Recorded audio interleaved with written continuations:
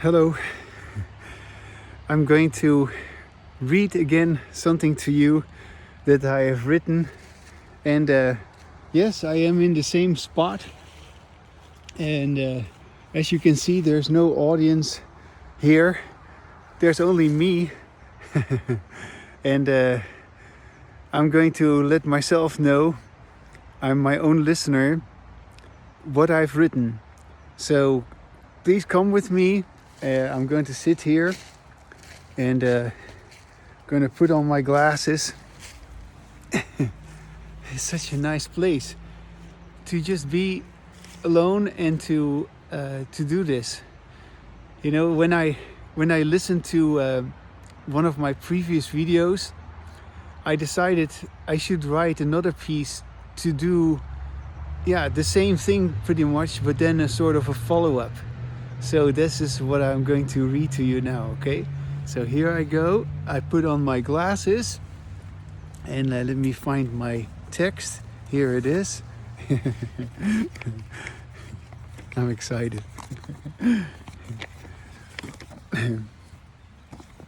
Okay. And before I go into it, I just want to say something briefly. I know that I repeat a lot, but if you really listen to me, that doesn't bother you. So if it bothers you that I repeat myself, it means you're not listening. I don't repeat myself. I say something new all the time, even though I use very similar words. Last night, I woke up after about 4 hours of sleep. And then I watched, because I was up and I was awake for a little while. I went back to sleep again after that, but I was awake for a little while and I watched some of my own videos. And I watched this one video which I found particularly pleasing. And it was the previous video that I made, sitting in this same spot and reading my text out loud. And so, as I was listening to this video, I said to myself, I'm going to do this again. And so here it is. I wrote these words with the intent to later read them out loud while I recorded another video, and that's what this is. It's funny, I wrote that sentence, right? I wrote that sentence that I wrote these words with the intent to later read them out loud while I would record another video. And so after that sentence was finished, after I'd finished that sentence, here I can show you, I put a couple of dots. Actually, I had already put a couple of dots there before, and I just suddenly realized, wow, just because I put these dots, but not just because I put these dots there for a reason. Immediately after finishing that last sentence, I experienced very strongly, what is that? No, I was acutely aware. How do I know that? What is acutely aware? No, after finishing that last sentence, I suddenly, once again, recognized the incredible importance of what it is like to be without language.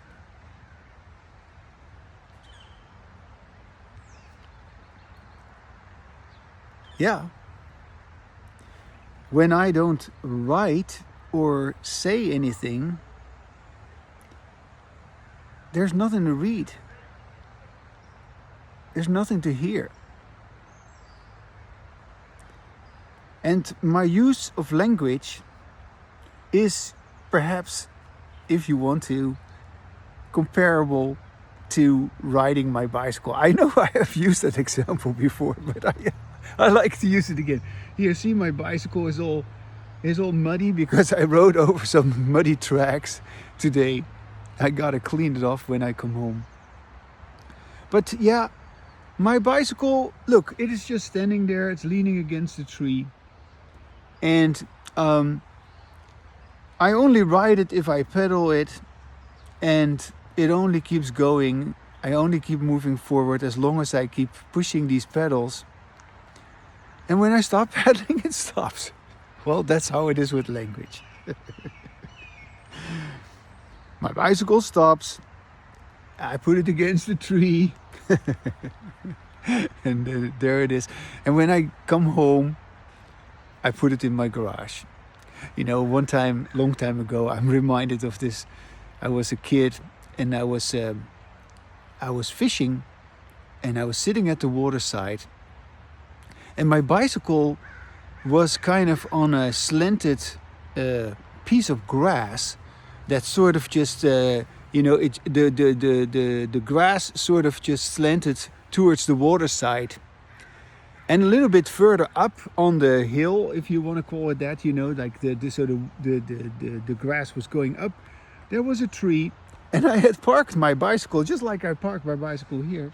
I had parked it against the tree, and so I was sitting there with my fishing rod, waiting for a fish to bite. And suddenly, in the early morning, there was nobody there except me. The bicycle started riding. I didn't realize that it had started doing that, but all of a sudden it just ran by me and it just landed in front of me in the water, because somehow the gravity of the slanted hill had made my bicycle slide along the tree, and miraculously the bicycle came separate from the tree and it started running down this little slope. And it just landed in the water right next to me. It could have hit me, but luckily it did not. It shocked me so much. Anyway, that was the only time that my bicycle was riding by itself. Yeah. What a that I could have become enlightened right there and then, but I didn't. But I certainly had a big shock. In any case, I wasn't upset, I wasn't stressed, because I immediately knew what had happened. Anyways, bicycles don't ride by themselves, and language doesn't happen without you speaking. And language is not listened to if you are not listening. Yeah. If I'm not listening, actually my language is not really happening as it's supposed to be. That's what this writing is about. But in any case, let me just go back to my writing. I get all excited here about this thing. So as I was saying, the bicycle is in my garage, right? Okay. But right now it is standing there. And it is there's no sloping hill here, so the bicycle is not going to go anywhere. Okay.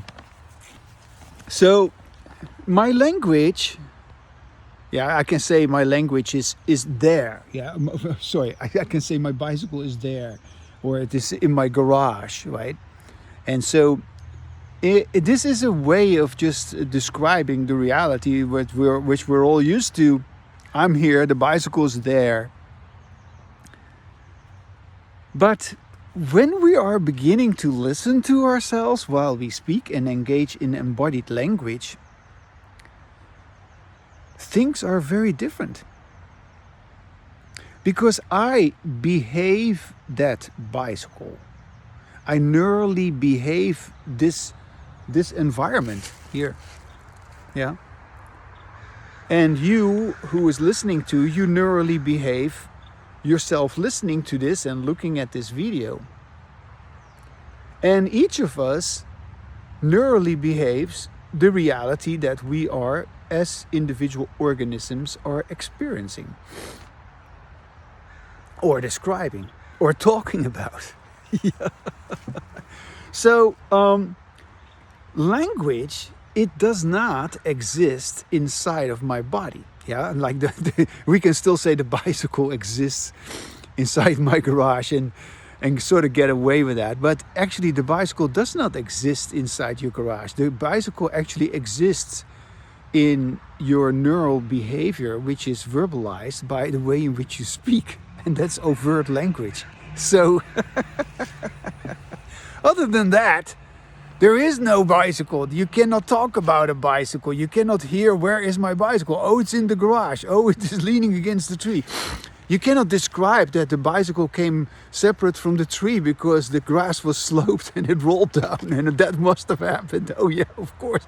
And I instantaneously knew that because... Anyway, there's no language inside my body. And there's not such a thing as sometimes at some point I just bring it out. I bring out the language that was inside of me. That is not how language works. My language, it is and it was and it will always be overt. Yeah, overt, that means you can hear it, you can read it. It is observable, audible. However, of course, my body mediates that language. Yeah, okay. I neurally mediate this language. Do you get it now? That doesn't mean that there's language inside of my body. No, of course not. There's no words inside my brain, in my chest. I speak from the heart. No, there's no speaking from the heart. You speak from your mouth. And that's the only way. Yeah, you can do sign language. Okay, that's a version of language. That we leave that aside for the moment, but you know, it's overt. It's overt. Language is overt. And your body still mediates it, even in sign language. So I neurally behave what I verbally express. And if there was anything wrong, if there was anything wrong with my brain, if I would have a stroke or something like that, or an accident, my brain was damaged, I couldn't be speaking. I couldn't comprehend what someone is saying. I couldn't understand, and I couldn't formulate my words. I couldn't properly pronounce the words. I couldn't receive what you were saying. I couldn't pay attention. So yes, your brain mediates your language for sure, but that doesn't mean that there's language inside your brain. This is such an important topic and nobody wants to talk about it. I do. That's why I wrote this, and that's why I talk about it again, because I want to talk about it. I neurally behave what I verbally express, and if there was anything wrong with my brain, my ability to speak or understand would be impaired, obviously. The overt nature of my language is at the very core of what I call languageology, the science of spoken language, which recognizes only two ways of talking. Two ways of talking.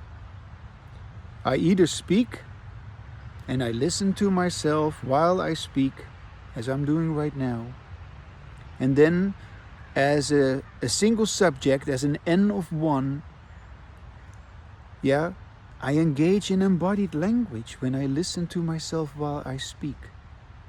So it's either that, or I don't listen to myself because my whole focus is on trying to get others to listen to me, or I am again listening to others. And that is why I'm not listening to myself. As you can hear, hopefully, I am listening to myself right now. And this is what I call embodied language. Embodied language is when a speaker listens to him or herself while he or she speaks. And I make a big deal out of this because this is truly the only correct way of using language. There's no struggle, there's no conflict, there's no stress, no worry, no anxiety, no fear, no pretension, no defensiveness, no argument, no effort to convince or persuade anyone. I'm simply talking out loud with myself. Yes, I hear myself. And so, embodied language, in which we listen to ourselves while we speak, is of phenomenal importance, because not listening to ourselves while we speak is the incorrect way of using language. And yes, in that particular way of speaking, we have a wrong perception of what language is like. We have a wrong description of what language is like. Listening in disembodied language means listening to someone else. Listening in embodied language means listening to yourself. And if you listen to me at this moment, you are listening to yourself. I can be like this because I know how to be like this. And this knowledge, again, is not inside of me. No, it is alive in this particular way of speaking, which is the correct way of using language. It is alive in my embodied language. And I repeat, it is because I listen to myself while I speak. Simultaneously, as I speak, I listen. And my listening and my speaking, they get along very well. Also, since I have written this text, do you see that here? Also, since I have written this text, which I'm now reading to you, I was doing a visual form of listening by reading while I was writing ... In embodied language, we observe, however, by listening, and due to our incorrect use of language, due to disembodied language in which we don't listen to ourselves while we speak, this aspect of observation is basically completely lost. Did you get that? Did you get that? That is humongous what I'm saying there. I know I've said it before, but I'm saying it again because it is just so incredibly important. It is so incredibly important. I'm reading it again. Here.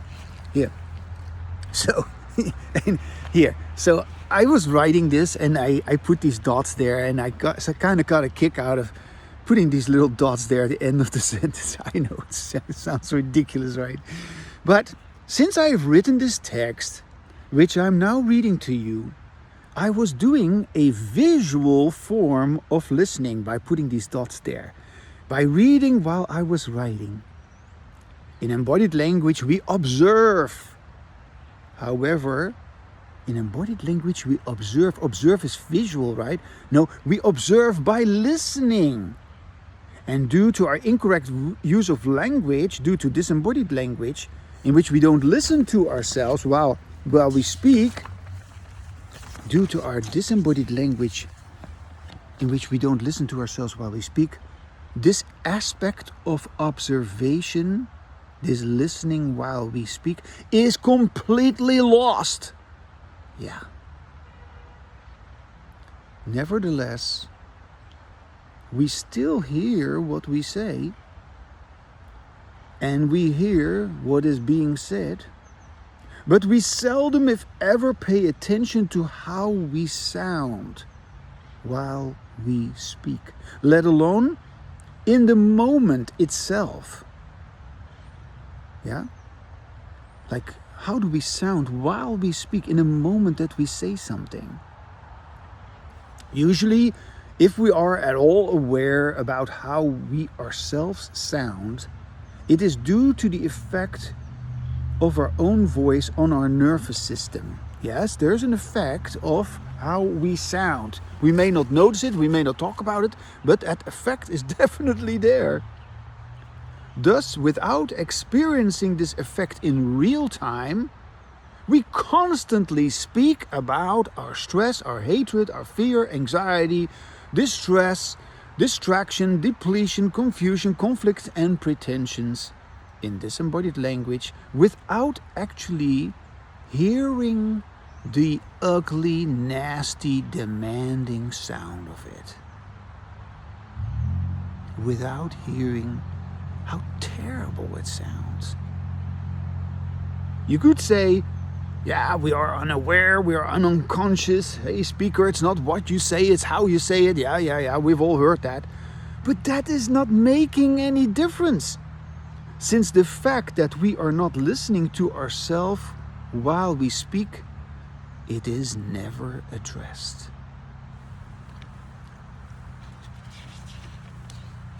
I address that fact.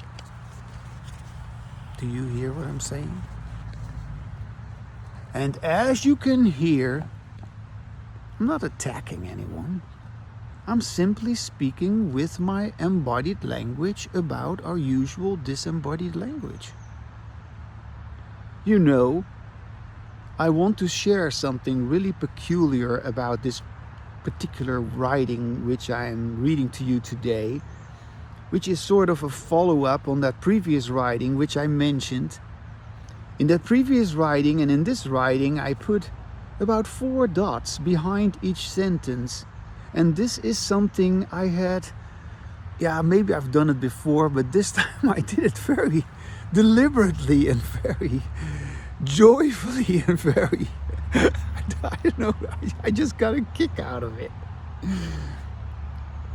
And so it made a real difference for me, both while I was writing as well as while I was reading that writing here, as well as while I was reading that writing. Perhaps that is the only thing that I want to talk about today. I want to talk about the dots. And maybe you can use these dots to connect the dots. I don't know, I hope so.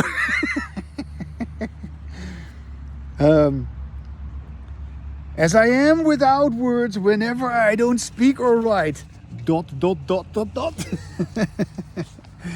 Yes, these dots indicate visually that there is no language. And as I read this text, this fact is emphasized. Yeah. No, this is no pun intended. It is a fact that there is no language when nothing is said or read. But what? No pun intended. It is the fact. Oh, so the fact is that there is no language. Yeah. When I don't speak or write something. But there is an effect. So, wait. I read myself wrong here. Sorry. There's no language when nothing is said or read, but not the effect. So the fact that there is no language is not an effect. That's what I'm trying to say. Yeah. The effect of our spoken or written language, however, is very real and tangible, and it is always categorized as aversive or non-aversive. As I have stated, the non-aversive effect of embodied language, that is what makes us listen. and therefore it makes us use our language correctly. But the aversive or threatening effect of our language prevents us from listening to ourselves and make us use our language incorrectly, and therefore we mechanically and habitually engage in disembodied language. So I'm trying to, in this writing, explain by emphasizing the fact that there is no language when I don't speak or write. I'm trying to emphasize the effect of the overt nature of language, which, as I've said, is always aversive or non-aversive. Yeah. And yes, everything is neurally behaved, of course. It couldn't be any other way. But when you say it with embodied language, that's taking it to a whole new level. No, there is no level. You can't say, this is very deep. No, it's just my overt expression of my language. Yeah. So when you are going to say what you want to say and what you're capable of saying, you are going to have a real conversation with yourself about what's going on in your life. And then things miraculously begin to fall into place. Now, I hope it helps. And if it doesn't, well, I still had fun making this video.